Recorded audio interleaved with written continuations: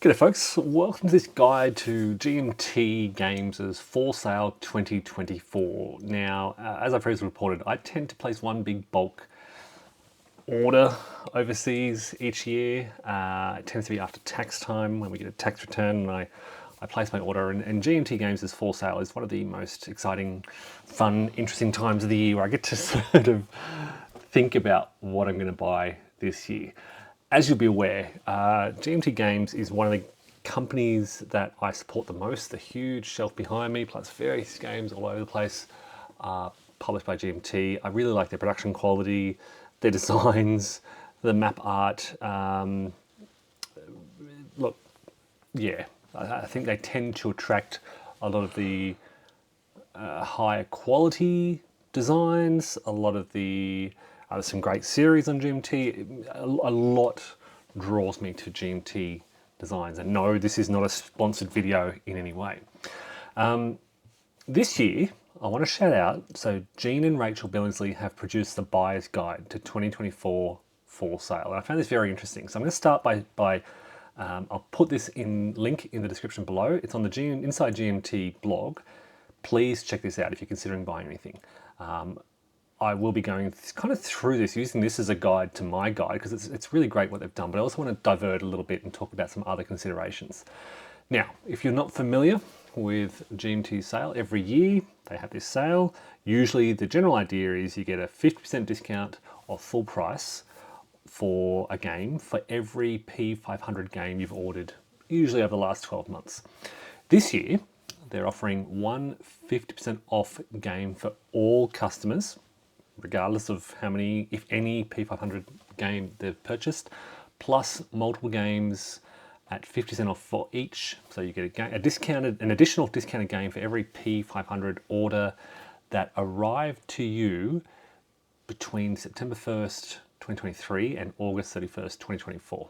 Okay, so if you're uncertain how to check that, you can go to, well, here's my P500 order history. So you can log in, go to your P500 orders, and just basically count.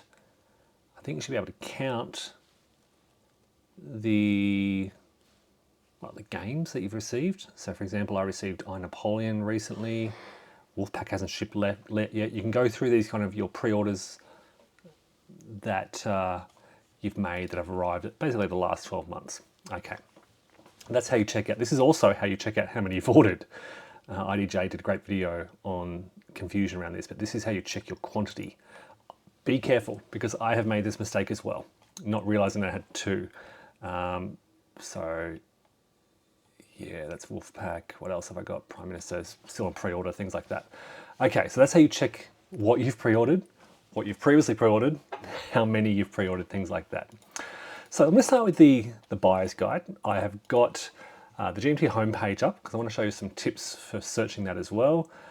Here's the information. So this year, via the buyer's guide, you can click this link, or it says click it from the left side menu, and it brings you to this page, which are all the games available. Okay, I'll return to this in a moment, but first let's look through Jean and Rachel's buyer's guide. First of all, they've listed games that are going close to out of stock, and they've listed the number of copies. Every game with less than 150 copies in stock, they've listed here. I think that's a very important consideration, because everyone should own a copy of Colonial Twilight. So you've got to go get that before it sells out. Only 81 copies left. US Civil War second printing, 140 copies left, but look, that'll be reprinted, won't it? So yeah, have a look through those. If you're worried, No Retreat, France and Poland, only 33 left. Golan 73, 43 left. That might shape your considerations. Which games have the highest retail prices? Now, I'll be honest, this really drives my thinking. I have secured Pacific War, Great Battles of Julius Caesar, because they were so expensive. And you're getting such a huge discount. Time for Trumpets, I bought separately, I think, but it was it's 150 bucks. So getting that at half price, you're getting a $75 discount, which is amazing. Pacific War, and these are US dollars as well. So the conversion for me is, I'm saving even more money. A $62 discount, Great Battles of Julius Caesar. So the way I've done it in the past is I've gone to, for example, the list of available items, and I've sorted by price. Now you will need to click it twice. The first time you click it, it's low to high. Click it again, high to low. Okay, so that sorts the games on that list by price. And this is one of the very first things I do. I think to myself, okay, what should I get that's going to save me money? Panzer North Africa, a lot of people will be playing this. Bestseller all year. It stands out to me this year. To be honest, I probably won't get it for various reasons, but you know, so this is what I do each year. So yes, you can sort by price. You can also search by or sort by popularity. Okay. Again, click it twice. That's really surprising. Is that yeah, Grand Prix at the top there. Okay, so that's some of the things you can do. Sorting by price, it's making your selection based on what you are saving. If it's a game you're considering getting throughout the course of the year, sort by price, get the biggest discount while you can. What are the hottest games? I, Napoleon, Rebel Fury. I'm guessing these are just the ones that are selling really well.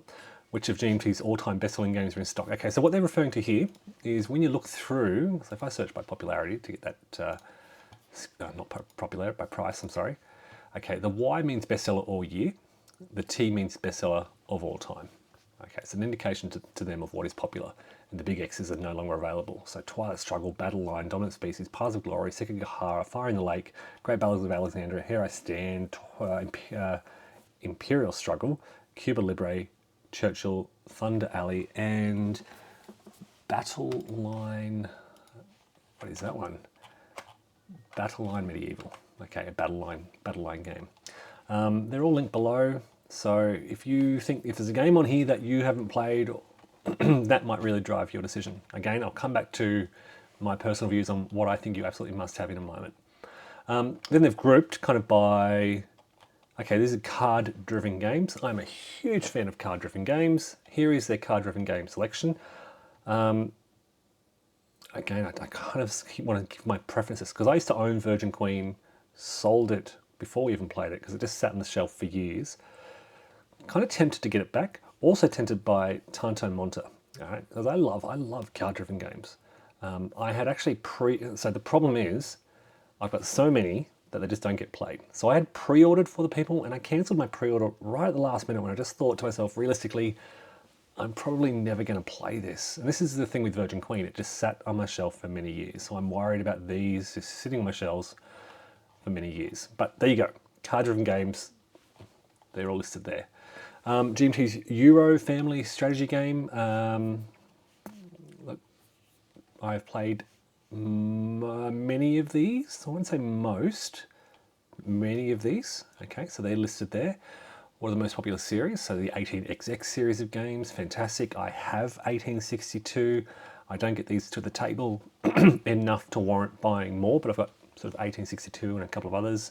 Battles of the American Revolution series. So then we get into the series. Battles of the American Revolution series, Combat Commander series, the Queen series, Great Battles of the American Civil War, Great Battles of History series, Great Statesman series, and then the Levy Campaign series, Men of Iron series, Musket and Pike series, the Next War series. There have been some great videos on these lately, which has really been tempting me. I just don't like hypothetical conflicts, so it's been kind of pushing me away.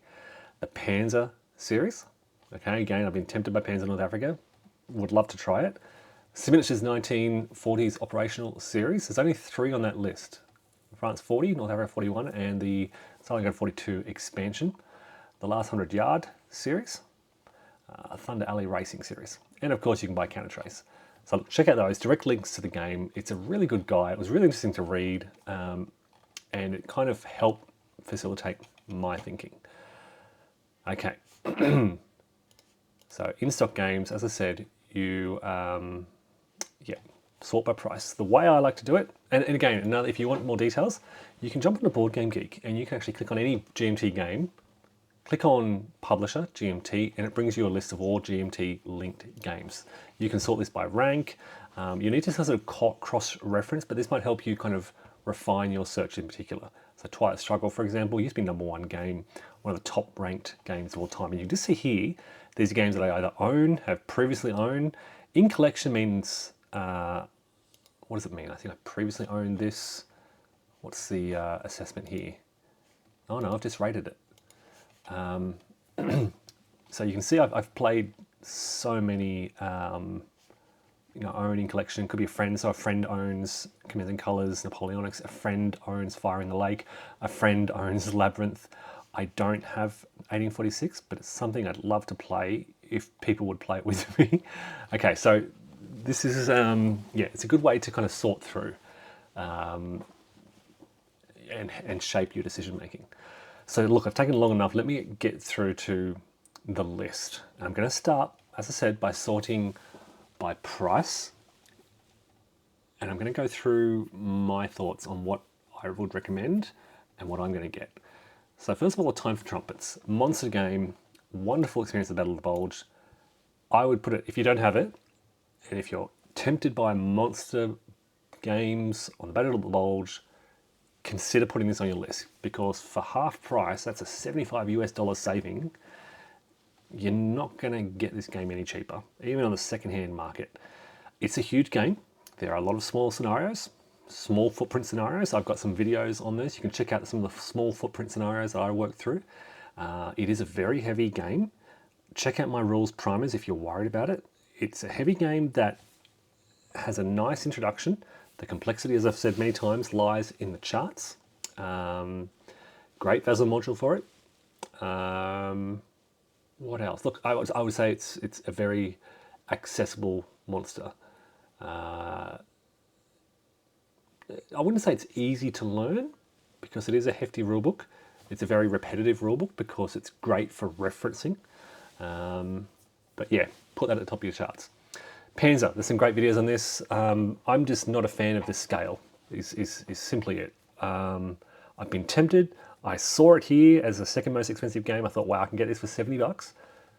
But I just don't think, realistically, that I would ever really play it. And I'm being really kind of conscious of games that I buy that, like some of the others that I mentioned, that just sit on my shelf unplayed. So I'm going to say no to Panzer North Africa. I've not played any of the Panzer series. I'm not interested in the scale. Thunder in the East, this comes up every year. And I will just check that I'm using the right, I'll use this tab instead. Thunder in the East, look, it comes up every year and I think about it, and I don't know. I end up saying no for some reason. And I don't know why, because I love Eastern Theatre Operation games. Where does it rank? Thunder in the East. Down quite low. Not on that page either.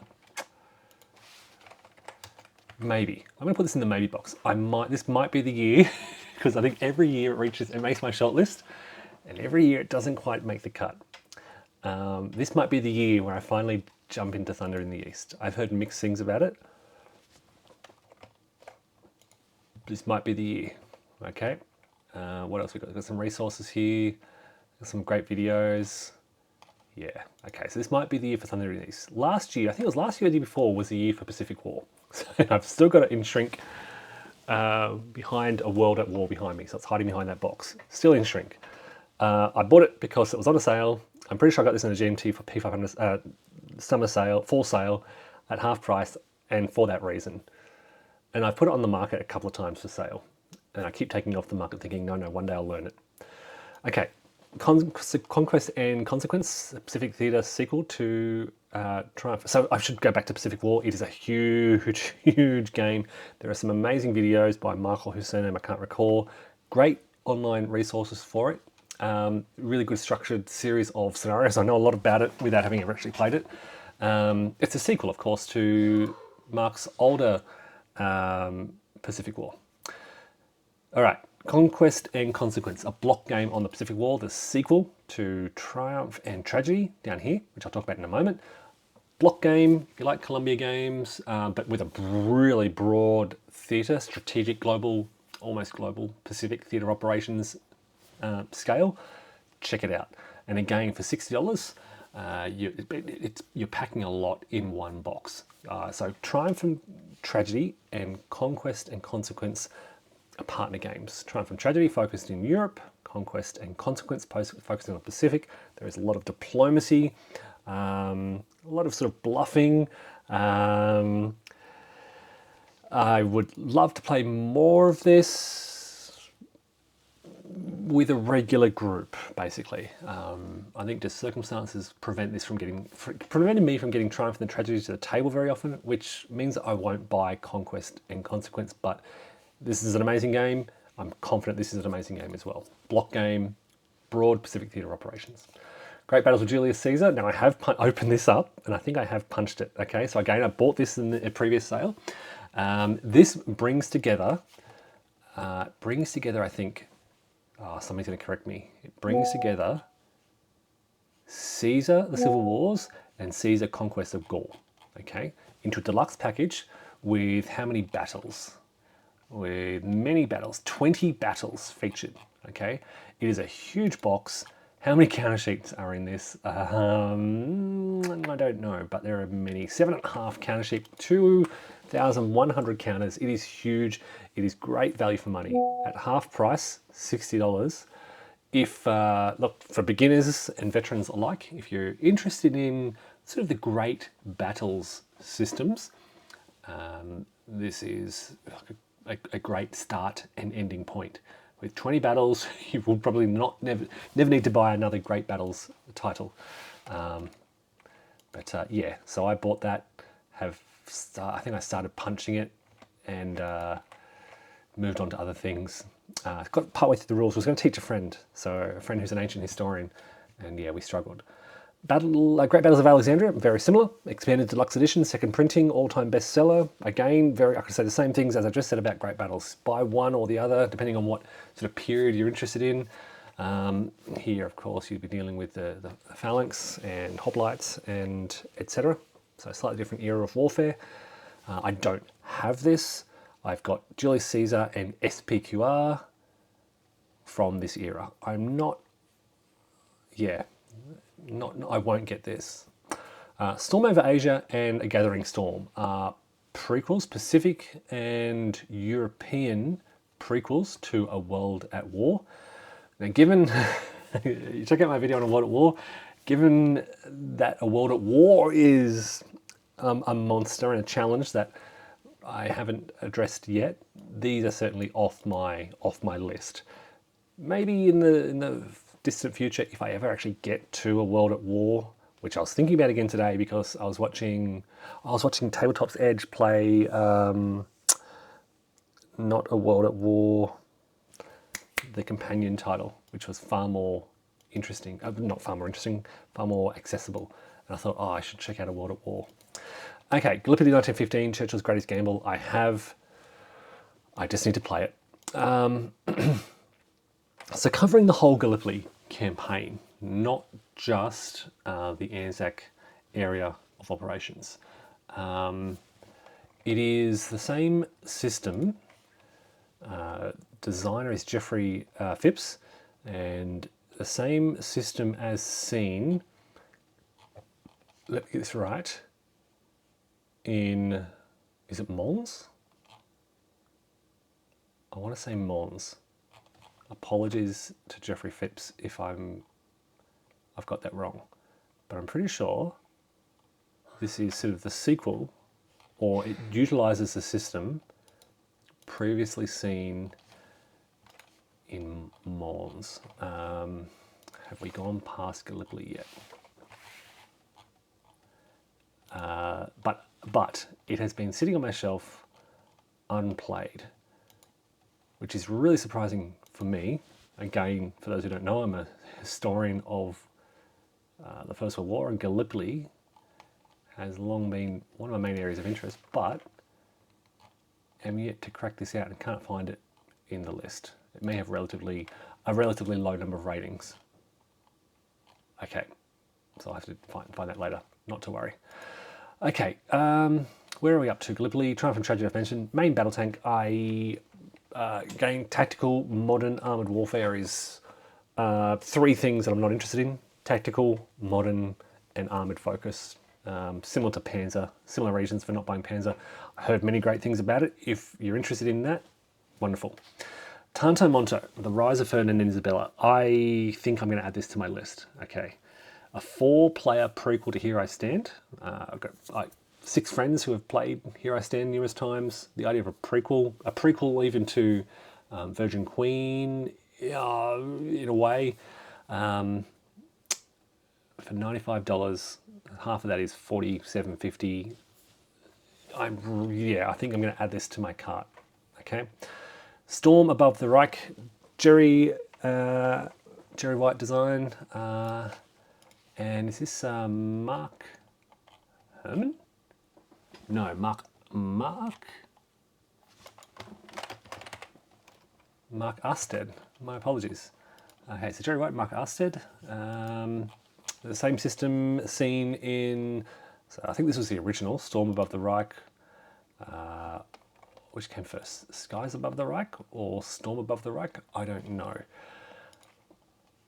Skies Above the Reich, 2018. Okay.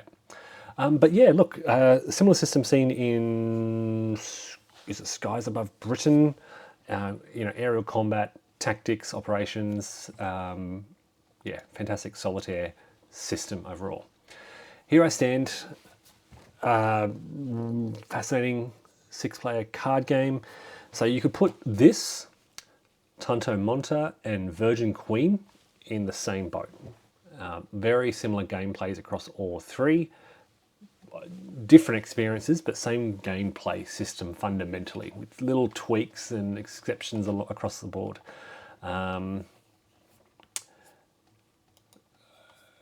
Hard to compare, really. 6 players compared to 4 players, 6 players. Here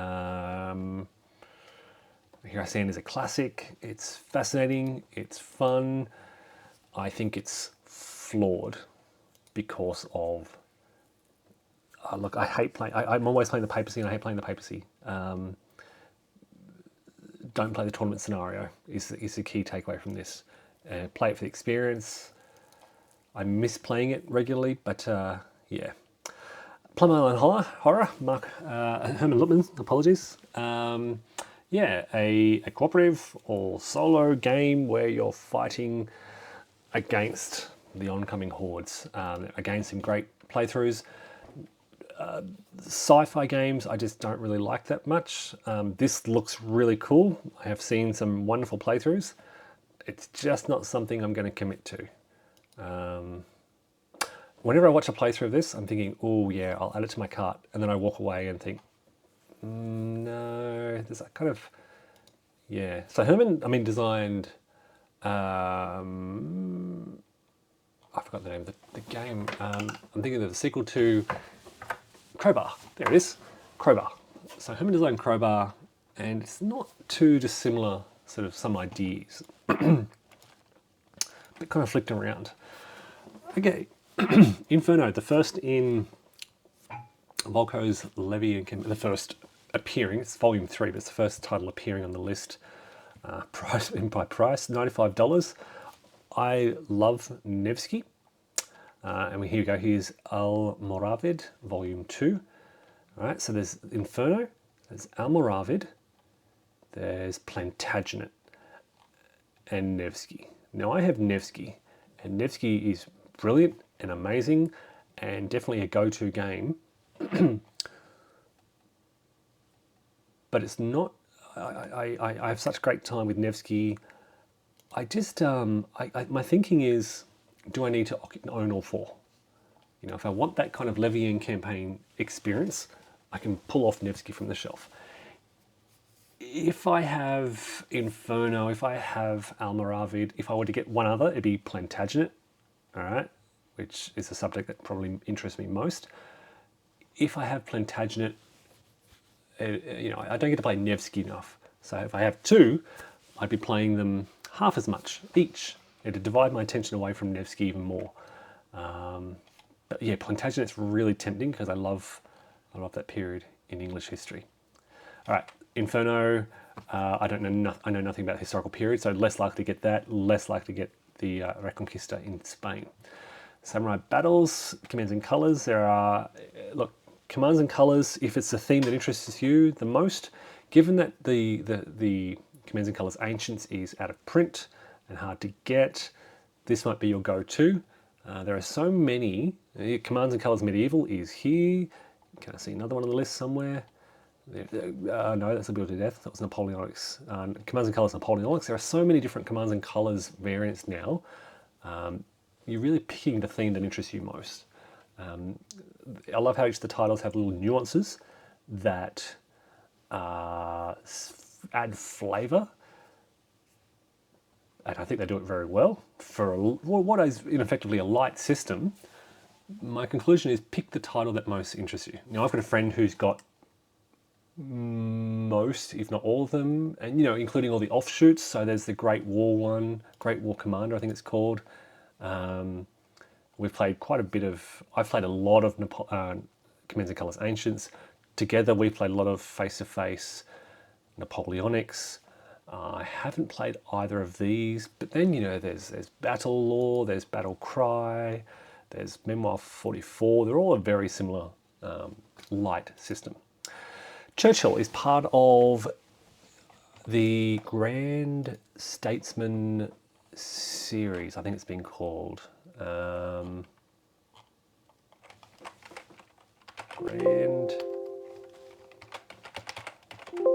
Great Statesman series, right? I believe this is the 5 titles. So Pericles is out of stock. Congress of Vienna is currently on P500, as is Triumvir. I believe I've backed Triumph. I know I've backed Triumvir. I think I may have also backed Congress of Vienna. Versailles, I haven't. I may pick it up because again, First World War, right? I should own it. I'm obliged to own Versailles. But again, my rationale for not getting it yet is that I've got Churchill, and Versailles is a 3-player game. I'm pretty sure, right? Oh, it's a 4-player game, up to 4 players. Okay, so maybe I will. Maybe I'll pick up Versailles. So what's that I've got now? What else did I add to the list? Tanto Monta and Versailles. I should be taking notes because as I'm talking through this, I'm thinking and selling it to myself. But we'll get to Versailles in a moment. For now, this is Churchill, 3-player game, great solitaire experience, great system. It's got sort of the tension where you're pulling these ideas towards your leader. You want to win, but you don't want to dominate. If you dominate too much, you end up losing as the other 2 allies turn against you. So really fascinating. Next War Poland is the first title in the Next War series that we've seen on this list. The 4th game in the series, the first one to appear. Again, for $48, it might be worth investing in. Again, I keep seeing the wonderful videos, seeing what a great system it is, but just not being interested in hypothetical conflicts at all. It just doesn't draw me in. Seeing the game being played and seeing the system and the mechanics really appeals, looks really interesting, but then the theme just doesn't, and that's a personal thing. But yeah, Next War Poland, 2nd edition. Then we get to Virgin Queen, card-driven game, 2nd printing. And again, I've kind of been thinking, should I get this back again? But the reason we never played it is because, well, we had Here I Stand, and Here I Stand is a big monster game that scratched the itch at the time. Why I'm thinking about returning to Virgin Queen is we've gone off Here I Stand, so I might come back to this as a fresh experience. That and Tanto Monta. Almoravid, Volume 2, Levian Campaign, which I've talked about before. I don't know anything about the subject. I know it will be a wonderful game based on how wonderful the Levian Campaign series is, but again, I have Nevsky. Ancient Civilizations of the Middle East. Now, a friend has this, and they played it when I was away. So I don't know much about it. Have not played it. I won't be buying it because he has it. But I need to check it out. We need to get it out and play. Commands and Colors Medieval. Again, CNC medieval setting is out of interest. Check it out. Fire in the Lake, I have said many times, is my favourite 4-player coin game. Okay? My favourite 4-player coin game. I think it's, and I don't know what it is because they're all so similar. The coin series is this is part of the coin series, Volume 4.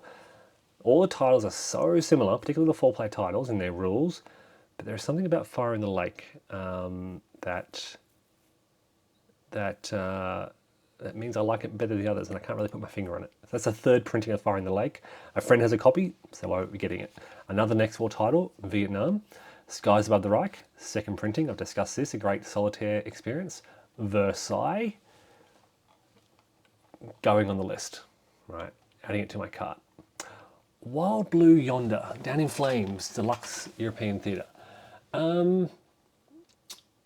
So yeah, card game of aerial combat. I used to own some Down in Flames titles many years ago and just never could play them. A difficult game. Look, at the time it was a hard game for me to teach and get into, and so I've owned a few and then got rid of them all and probably won't return to it just because again the ideas don't really interest me. I know it's a very popular series. I know it's been around for a long time, but yeah, just the ideas have passed. Barbarossa, okay. Part of the East Front series by Vance von Borries. I think this series is amazing, and I would recommend Army Group Center.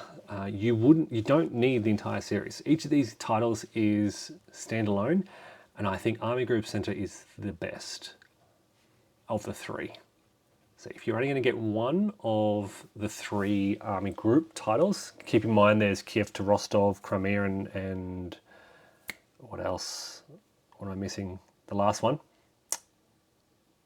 Yep. You know what I'm talking about. Of the three Barbarossa titles, I think this one's the best. I think it's the most interesting.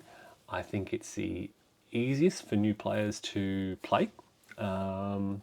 Most fun. And yeah, it's the one that's available. And for $45 with the discount, it's a bargain because it is huge. You get so much in this. 4 full color maps, 1,400 counters.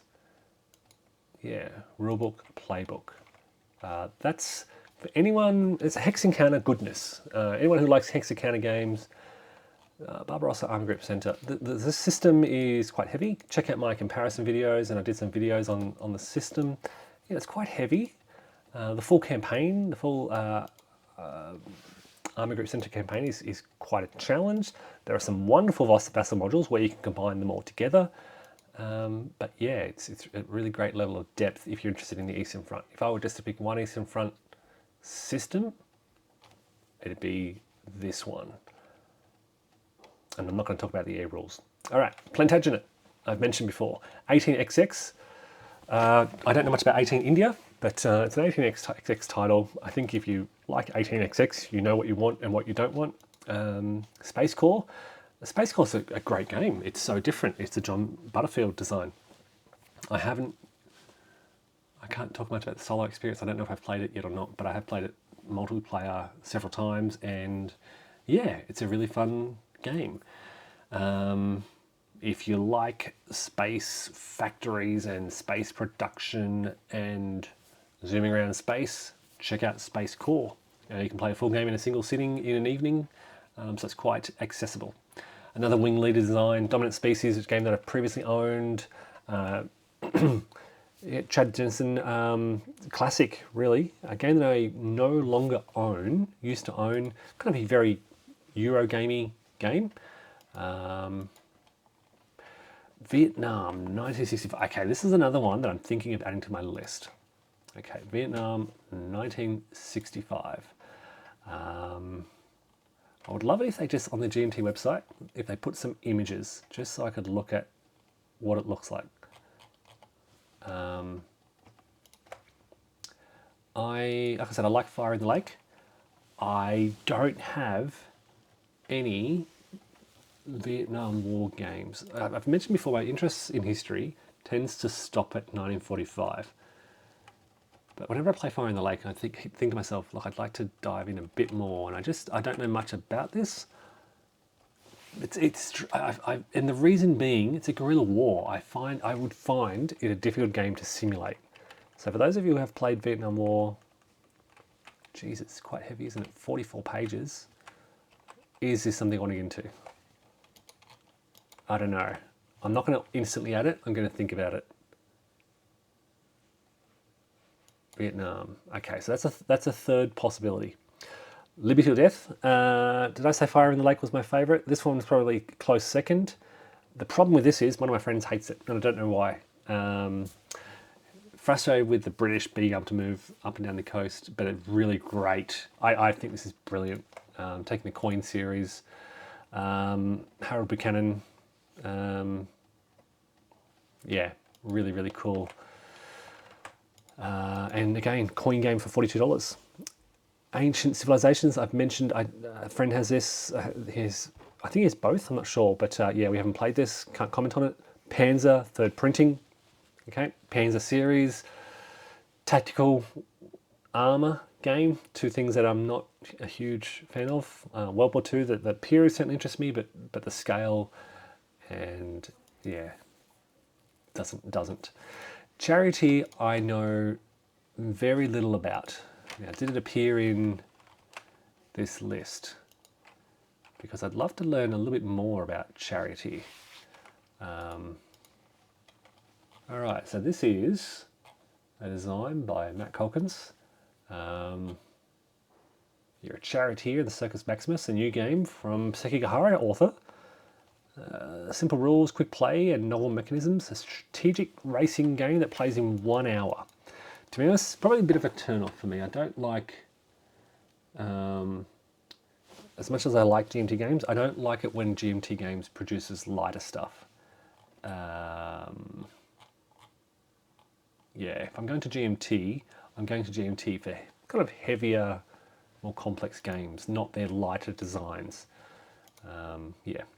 Dominant Species Marine, a sequel to Dominant Species. Panzer Expansion, Commands and Colors Napoleonics is another expansion. US Civil War second printing, $40.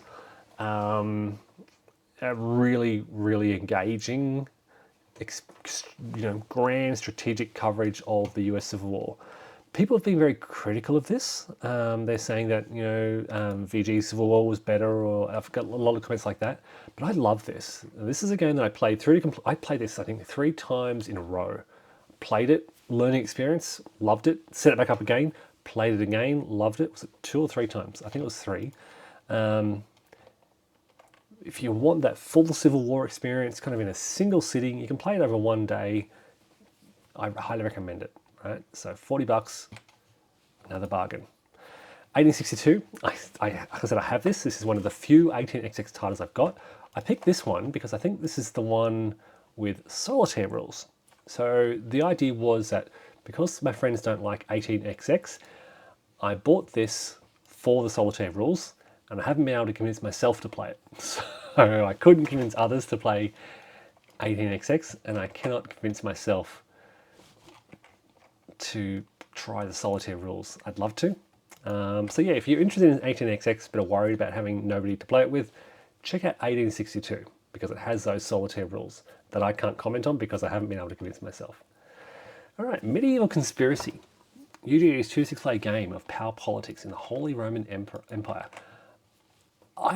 This is the first time I've ever seen this game, and I know nothing about it whatsoever. But there it is. Okay, that's all I can say about it, sorry.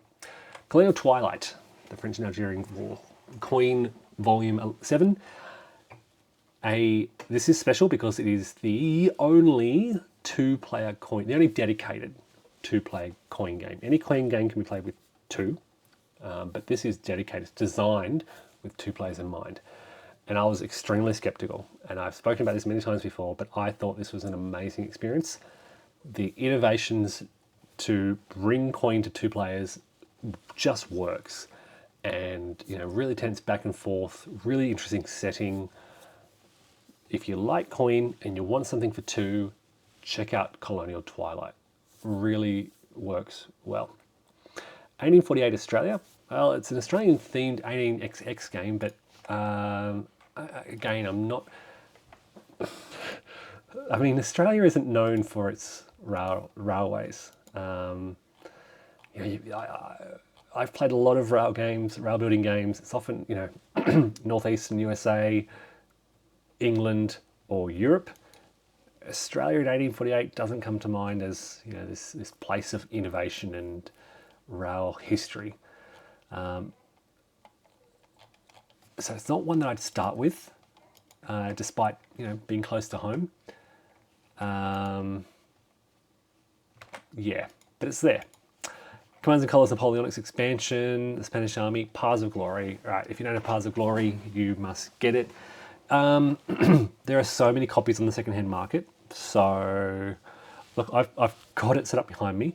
I'm thinking about getting the deluxe edition, second printing, because playing this recently, my cards are now 20 years old. The components are 20 years old. I'm using a revised map. The rulebook is kind of falling apart. So I'm thinking it's time for me to upgrade. Bestseller all time. It's my number one game. What more can I say? It's time for a second copy, time for an upgraded copy. And I'm going to put the cards in card sleeves and really take care of it. Does it come with a mounted map? Double-sided mounted map board? It does. And the new historical scenario map. So yeah, that's going to go in the cart. Time to upgrade. Let's go to page 2 and check out what's available. Musket and Pike Dual Pack. There's a Curse of Civil War and Sweden Fights On. So the Musket and Pike series. Yeah, if you like, what are we talking about here? Early modern European battles. So great battles of the early modern European system series. 11 battles in this title, $37. Seems to be great value, combining 2 older games into a 1 deluxe package. 1846. Now this is another one. If I were to get just one other 18XX to play with people, I would get this. All right. 1846 is a great. Let's have a look at the final map because this will be interesting. Race for the Midwest. Yeah, just a really interesting setting. It's lovely. Yeah, look, I love 18XX games. It's just a shame nobody else does. So yeah, that'd probably be one that I'd look at. Sekigahara, 5th printing now, $74. A fantastic 2-player strategic block game. Unique, one of a kind, unlike any other game. It's a block game, but it's not really about blocks. It's kind of a card facilitating game. It's a tactical bluffing game. There's so much going on. It is a wonderful experience. It is well worth getting this to check it out. So this should come. The layered printings have been coming in bigger boxes with mounted maps. I think I've got a mounted map as well. First edition came with a mounted map, but yeah, it should come with that larger, deeper box as well. Yeah, so check that out. Cuba Libre, yep, Coin Volume 2, All Bridges Burning, another coin. No, this is the dedicated 3-player coin game, Volume 10. All right, so if you want a dedicated 3-player coin game, there needs to be more coin games to facilitate different play counts. All right, because yeah, I've forgotten the name of it now already. Colonial Twilight and All Bridges Burning are wonderful innovations. Another coin game, People Power, haven't played this one yet. Cataphract, Great Battles of History. If the subject interests you, Justinian in the early Byzantine era. Commands and Colors Napoleonics expansion. Tank Duel, I know nothing about. Again, yeah, it's an expansion for Tank Duel. Twilight Struggle, well, it should be a core. I've spoken many times about my love-hate relationship with Twilight Struggle over the years, how it's probably the most wildly rising and falling and rising rating on Board Game Geek. I was playing it just last week. Played 2-3 games just last week. So I keep returning back to it. And I think everyone should own a copy of Twilight Struggle. The deluxe edition. $35 card-driven game. Yep. Napoleon, I have got sitting somewhere just behind me, ready to try out. Just need to crack it open. Okay, Battles of the American Revolution series, the Battle of White Plains. So yeah, again, sort of great battles style of game during the American Revolution. Grand Prix, I know nothing about. Jeff Horger's newest racing game. Yep. One of their best sellers apparently, but I cannot tell you anything about it. I'm sorry. Looks very interesting. Yeah, can't say much about it. For the people, okay, so now that I cancelled my pre-order, now that it's shipped, now that it's $35, ooh, it's tempting.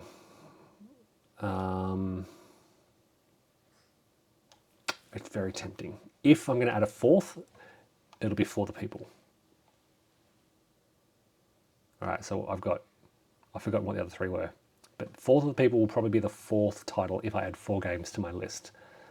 Can I add 4? Do I have 4 I'm pretty sure I've got 4 P500 games, so that'll be the fourth one. Panzer Expansion, Banish All Their Fears, Musket and Pike title, Washington's War, card-driven game on the American Revolution. Somewhat tempting, but similar rationale to For the People. MBT Expansion, 1989, second printing, is just behind me on the shelf. And I was thinking about this just the other day because somebody was posting some playthroughs on Facebook. I thought, oh, I should get that out. If you like Twilight Struggle, you should get Imperial Struggle. But if you've got both, then the third one you should get is 1989. Yeah, so get Imperial Struggle first and foremost. I think it's the best of the three. Then Twilight Struggle, then 1989. Okay, that's how I'd rate them. Okay, Men of Iron series, so similar to sort of Musket Pike, Great Battles, but in the medieval era, the Norman Conquest, Volume 5, North Africa 41, Mark Simnich design. I've got some videos on the channel. Not one that I would rank highly. Now, France 40 should be on the list somewhere. Have we gone past France? No, it's down here. I would get France 40 before I get North Africa 41. Right? So if you're only going to get one Simnich title and you're torn between North Africa and France, I would recommend France 40 because you're effectively getting kind of 3 games in one with France 40. And I think they're more, like, even if that aside, I think France 40 is a more interesting, a more fun game. Okay? Whereas North Africa 41 feels like it drags out and it's supplies and so forth. Seas of Thunder, I cannot comment on. I'm sorry. I don't know anything about this at all. Last 100 Yards, Mike Dennison's Tactical World War II game system. Right, so there's got a couple of expansions now, including, here we go, Solomon Islands and Airborne over Europe. Right, so I actually sold my copy of that and the Airborne over Europe simply because I just was struggling to get to the table because I was moving away from tactical games. Everything I saw looked fascinating. I just kind of was enjoying tactical games less and less, and so moved away from it. But yeah, this seems to be a very interesting tactical system. Bayonets and Tomahawks, again, a very unique game. I put this in the kind of Sekigahara box as being just a really unique, fascinating game series. It's really interesting. I love it. I sold my copy because I rank it so highly as well. So what do I rank Bayonets and Tomahawks? Probably gonna be hard to find now. But I promise you, I rate it like an 8 or a 9 out of 10, and yet I sold my copy because it was hard to get a friend to play it, hard to interest them in the subject matter. And this is a thing for me. There's so many games that I would love to play. I'd love to play more Bayonets. If I knew I could play this with somebody, I would keep it. But no, the idea of 7 Years' War, French and Indian War in North America. It's a difficult subject for many Australians to grab and be interested in. And so it was a hard sell. And yeah, I failed to sell it. The gameplay, that is. Yeah. All right, Thunder Alley, Jeff Horger's awesome racing game. I know nothing about that. Another racing game that is off my radar. Under the Southern Cross, Flying Colours series, been around for quite a while. Under the Southern Cross. Look, I'd love to get into kind of more naval simulations. I used to play a lot of close action, which is MMP, when I lived in Sydney, and there were large groups. All right, so these kind of games, fascinating, but it requires the right group of people to play. This is the Curse of Civil War, Musket and Pike, No Retreat, part of the No Retreat series. Again, great series of games. This is the French and Polish fronts, and there's No Retreat North Africa. We'll probably see some more soon if they're available. Last 100 Yards expansion, Imperial Struggle. Okay, so this is fascinating. It's only $30, right? So the sequel to Twilight Struggle, but it's not really a sequel. It is so unique. I've said this many times. I think this is the best. I think this is better than Twilight Struggle, and far more replayable, far more interesting, far more fun. So yeah, if you kind of like Twilight Struggle a little bit, I think you'll enjoy Imperial Struggle a whole lot more. Regardless of that, it's just a great game. All right, it does feel very unique and special. It has its own special flavour. So check out Imperial Struggle and consider that in the sale. Another Battles of the American Revolutionary System. Battles of the American Revolution System. Welcome to Centerville. I know nothing about it at all. It's another Euro game, GMT Euro game that I've just avoided. Okay, so as I said before, I'm avoiding GMT Euro games. Into the Woods, Great Battles of the American Civil War. Okay. Used to love Great Battles of the American Civil War. I do have, so I've got, where is it? Swords and Bayonets. Swords and Bayonets up for pre-order. All right, this is Stigler's. It's not. Yeah, his sort of system designed to introduce players to Great Battles of the American Civil War. And I wanted to try it out to see if I could use that to get back into the system. Last 100 Yards expansion, Rebel Fury. This is Mark Herman's new Civil War Heritage series. A little bit light for my interest. Okay, so I've heard that this is just a very low complexity system. Okay, low complexity, but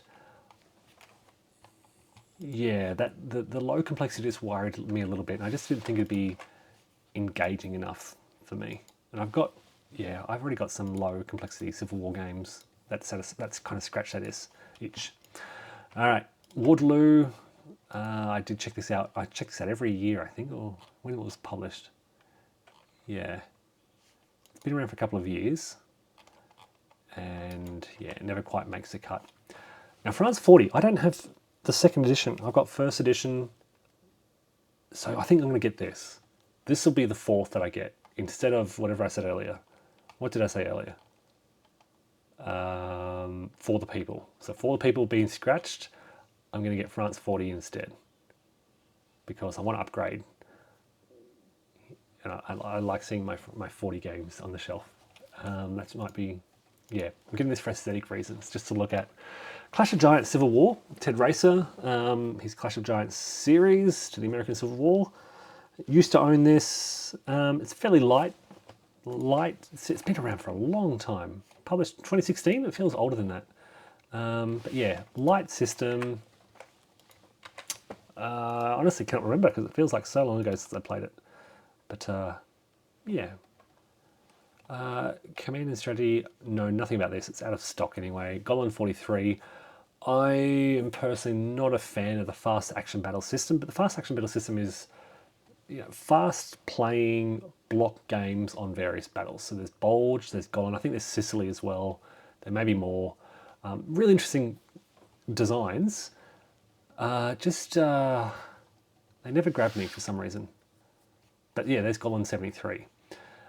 This is a Fire in the Lake expansion, PQ-17 expansion, Fire in the Lake expansion. The Barracks Emperors, I know nothing about. Ancients themed strategy card game. I may need to get this for $25 just to check it out with friends who are ancient historians. So here we go. It looks cool. Oh, it looks interesting. What's going on here?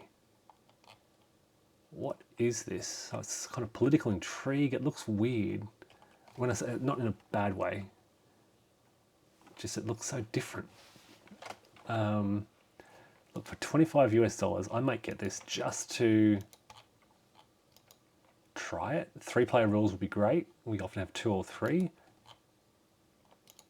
It looks very abstract. Maybe we're going to dig into this deeper before committing to it. Okay, another wing leader, upgrade kit, Panzer, Brandywine, American Revolution series. Heading to page 3 now. So get into the really cheap games. cheaper games. We're looking at $45 now. Battle for Kursk, I know nothing about. Space Core Venture. Okay, I don't have Space Core Ventures, I don't think. So I should get that for $20. It adds asymmetrical player powers.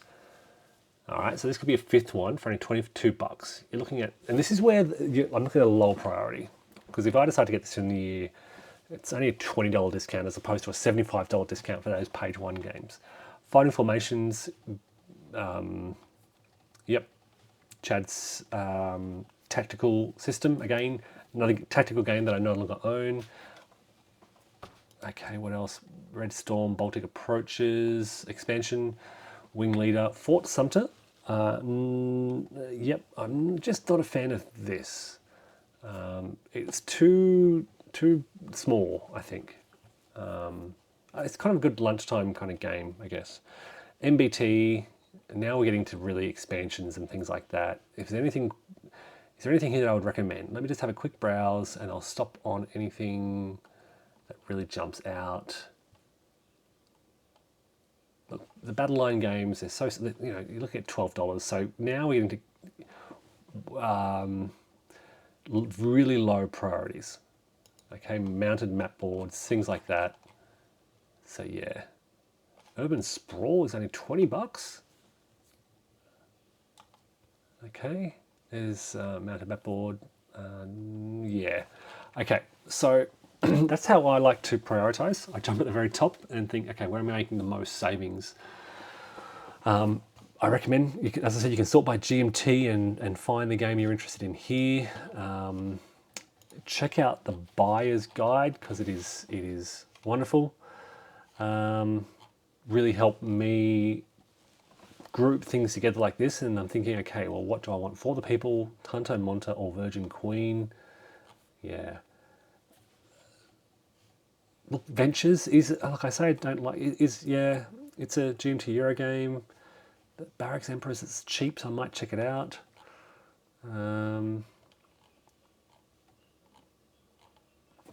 Versailles.